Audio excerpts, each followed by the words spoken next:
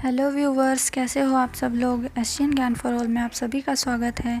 CDP की जो हमने प्रैक्टिस सीरीज स्टार्ट की हुई है, चलिए हम उसको आगे बढ़ाते हैं। ये आपके सभी एग्ज़ाम्स में बहुत ही इम्पोर्टेंट है, तो प्लीज़ इसे ध्यान से देखिएगा। उससे पहले आप मेरे चैनल को सब्सक्राइब कीजिए, बेल आइकन को प्रेस कीजिए ताकि आपको हर नोटिफिकेशन टाइम से मिल सके। चलिए स्टार्ट करते हैं अब अपना पार्ट 36। देख लेते हैं अपना फर्स्ट क्वेश्चन। हमारा फर्स्ट क्वेश्चन है इसमें, शिक्षा मनोविज्ञान के ज्ञान के द्वारा शिक्षक, अब अगर शिक्षक को शिक्षा मनोविज्ञान का ज्ञान होता है तो वो क्या कर सकता है। ऑप्शंस देख लेते हैं। बालकों की व्यक्तिगत भिन्नताओं का ज्ञान प्राप्त करता है, उचित शिक्षण विधियों का चयन करता है, कक्ष में अनुशासन स्थापित करता है। फोर्थ ऑप्शन हमारा उपरोक्त सभी। तो शिक्षक को अगर शिक्षा मनोविज्ञान का ज्ञान होता है तो वो बालकों की व्यक्तिगत भिन्नताओं को भी ज्ञात कर सकता है, उनके लिए शिक्षण विधियों का भी चयन कर सकता है और उन विधियों को यूज़ करके वो कक्ष में अनुशासन भी स्थापित कर सकता है। यानी इसका जो हमारा ऑप्शन नंबर 4 है वो सही हो जाएगा। बढ़ते हैं अब नेक्स्ट क्वेश्चन पे, देखते हैं नेक्स्ट क्वेश्चन। बालक के शारीरिक बुद्धि एवं विकास को प्रभावित करते हैं। ऑप्शंस देख लेते हैं हमारे क्या हैं। वंशानुक्रम व वातावरण दोनों, वंशानुक्रम, वातावरण या केवल वंशानुक्रम। तो इसका जो हमारा सही आंसर होगा वो होगा ऑप्शन नंबर फर्स्ट, वंशानुक्रम व वातावरण। इन दोनों का सामंजस्य ही बालक के शारीरिक विकास में, शारीरिक बुद्धि व विकास दोनों को ही प्रभावित करता है। चलिए देखते हैं नेक्स्ट क्वेश्चन। नेक्स्ट क्वेश्चन क्या कहता है हमारा, निम्न में से कौन अधिगम प्रक्रिया का पक्ष नहीं है। उद्देश्य, दबाव, अभिप्रेरणा, पुनर्बलन। तो अधिगम का मतलब होता है सीखना, यानी सीखने की प्रक्रिया का जो पक्ष होने चाहिए जो उनमें से ये कौन, इन चारों में से कौन सा नहीं है। तो वो है हमारा ऑप्शन नंबर सेकंड, दबाव। दबाव एक ऐसा है, दबाव के कारण हम मतलब बच्चे को सिखा नहीं पाते हैं, उससे वो उसका जो भी कुछ सीखा हुआ होता है, जो भी उसने अधिगम किया होता है, वो कुछ टाइम के बाद वो उसको भूल जाता है। तो देखते हैं नेक्स्ट क्वेश्चन। नेक्स्ट क्वेश्चन क्या है हमारा, आत्मसम्मान की भावना का लक्षण प्रकट करती है। जो हमारी आत्मसम्मान की भावना होती है वो अगर किसी के अंदर है तो वो क्या क्या लक्षण प्रकट करती है वहाँ पे, या किस अवस्था में जाके वो प्रकट करती है, ये बताना है हमें। बाल्यावस्था, शैशवावस्था, किशोरावस्था या प्रौढ़ावस्था। तो इसका आंसर होगा हमारा किशोरावस्था। किशोरावस्था में जाके बच्चे जो होते हैं वो ये सोचते हैं कि जो उनका आत्मसम्मान है उसको भी महत्व दिया जाए। देखते हैं नेक्स्ट क्वेश्चन। किशोरावस्था की विशेषताओं को सर्वोत्तम रूप से व्यक्त करने वाला एक शब्द है। अब किशोरावस्था में जो भी विशेषताएं होती हैं बच्चे की, उनको सबसे अच्छे तरीके से व्यक्त करें अगर एक शब्द में, तो वो क्या होगा। ऑप्शन है हमारे पास, विकास, समायोजन, परिवर्तन, अस्थिरता। तो इसका हमारा सही आंसर होगा ऑप्शन नंबर 3, परिवर्तन। परिवर्तन या इसलिए बोला गया है क्योंकि किशोर अवस्था में जो उनके दिमाग में, उनके माइंड में जो भी थॉट्स चल रहे होते हैं वो बहुत ही तनावपूर्ण और संघर्ष भरे होते हैं, तो वो एक निर्णय पे नहीं रहते, उनमें चेंजेस आते रहते हैं। किशोर अवस्था में सबसे ज़्यादा चेंजेस देखने को मिलते हैं हमारे बौद्धिक विकास में, तो इसलिए ये ही बोला गया है कि परिवर्तन शब्द ही किशोर अवस्था को अच्छे से डिफाइन कर सकता है।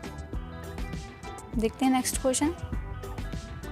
एडोलसेंस पुस्तक के लेखक कौन है। ऑप्शंस हमारे, Hurlock, Stanley Hall, Freud, Adler.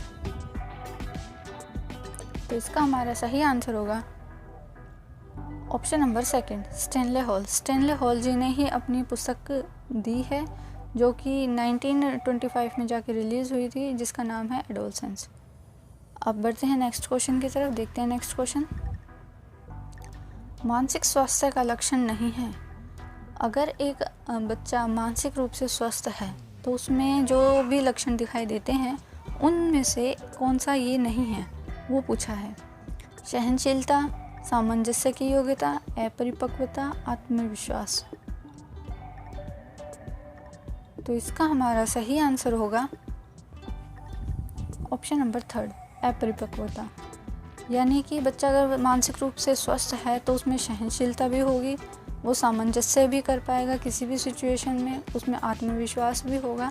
परंतु अपरिपक्वता नहीं, ये नहीं हो सकता। जब तक उसमें परिपक्वता आएगी ही नहीं तब तक वो जो बाकी के 3 ऑप्शंस हैं वो कंट्रोल कर ही नहीं पाएगा। तो देखते हैं अब अपना नेक्स्ट क्वेश्चन। विद्यालय से पलायन करने वाले बालक के अध्ययन की सबसे उपयुक्त विधि है। अगर बच्चा विद्यालय से पलायन कर जाता है, भाग जाता है, छोड़ देता है, तो उसके लिए क्या विधि अपनानी चाहिए, उसके कारणों को जानने के लिए कौन सी विधि का प्रयोग करना चाहिए। केस स्टडी विधि, प्रश्नावली विधि, सर्वेक्षण विधि, प्रयोगात्मक विधि।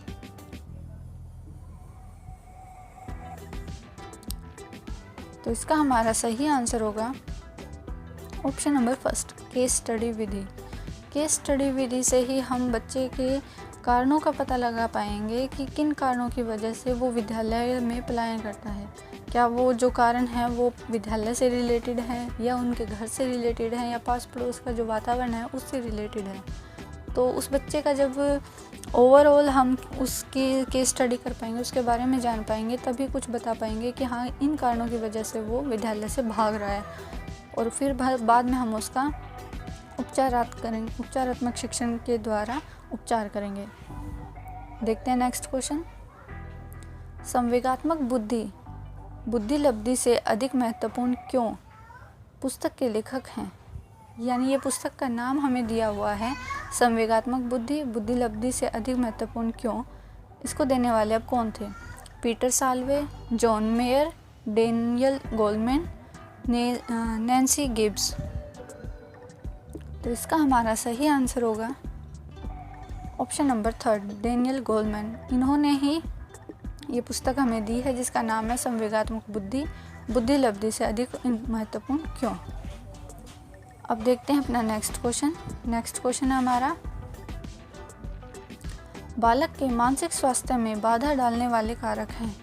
अगर बच्चा मानसिक रूप से स्वस्थ नहीं है, कुछ बाधाएं होती हैं जो उसके विकास को नहीं होने देती हैं, तो उनमें कौन कौन से कारण शामिल हो सकते हैं।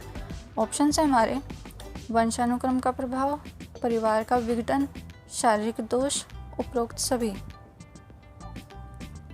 तो इसका हमारा सही आंसर होगा ऑप्शन नंबर फोर्थ, उपरोक्त सभी।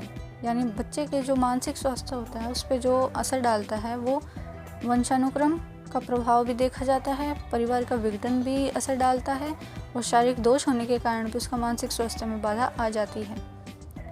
तो इसका आंसर हमारा फोर्थ ठीक हो जाएगा। तो ये थे मेरे CDP के कुछ क्वेश्चंस। आपको ये क्वेश्चंस कैसे लगे प्लीज़ मुझे कमेंट बॉक्स में कमेंट करके ज़रूर बताइए। और हमने GK की भी सीरीज़ बनाई हुई है, प्रैक्टिस सीरीज़, आप जाके वहाँ भी प्रैक्टिस कर सकते हैं GK के लिए।